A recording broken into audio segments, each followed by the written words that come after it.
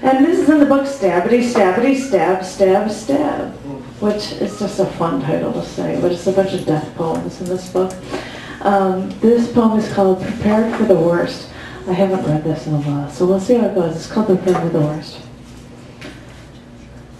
I was fully prepared for the worst when I thought it was going to happen. I had to be the strong one. I had to show everyone that they could count on me. But that had never crossed my mind. But I never thought about someone close to me dying.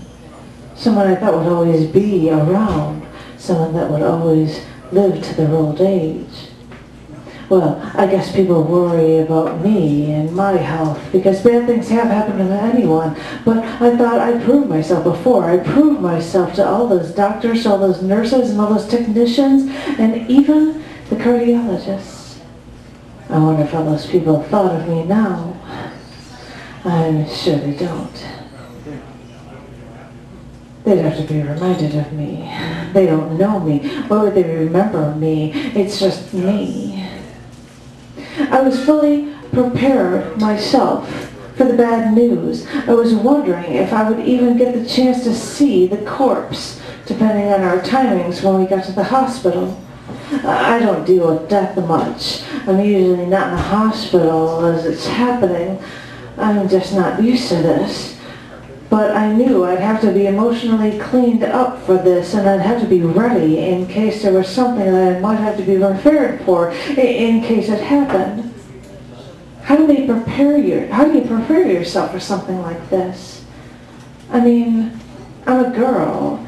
I'm used to women wanting to openly cry when they hear the bad news. I'm used to women falling apart at the seams. I'm used to men never falling apart at the seams. Is that something that makes men and women different, or is that something men and women have to learn in time?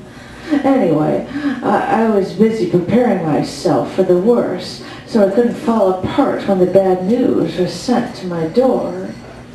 And I'm supposed to deal with the news when I just hear it, like they just told me, like I'm supposed to just not fall apart then, or am I supposed to be the strong one and take it all and be prepared for it? Well, I was prepared for the worst when I was prepared for people to be crying when they got to the hospital with me, and I was prepared to be strong to help them through this. I made this decision that this is something I had to do. This was something I had to deal with. I had to deal with the fact that maybe today, maybe later, well, I got there, and there was no bad news. No one had died.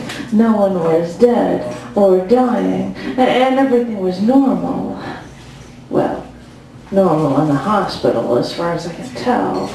I'm not an expert on normalcy in hospitals. I'm not an expert on those things. But there was no bad news. And I visited people, and I talked for a while in the hospital, and everyone wanted me to talk, to prove to everyone that they knew me. Well, they wanted me to prove that I was normal and that I was fine. I had almost died, and this could happen to you, I said, and you have to want it, and you have to make yourself better. I didn't know what else I was supposed to say. I still haven't entirely dealt with it. That day could have been like the worst thing when someone else's last day was that day. But I prepared myself for it, just in case.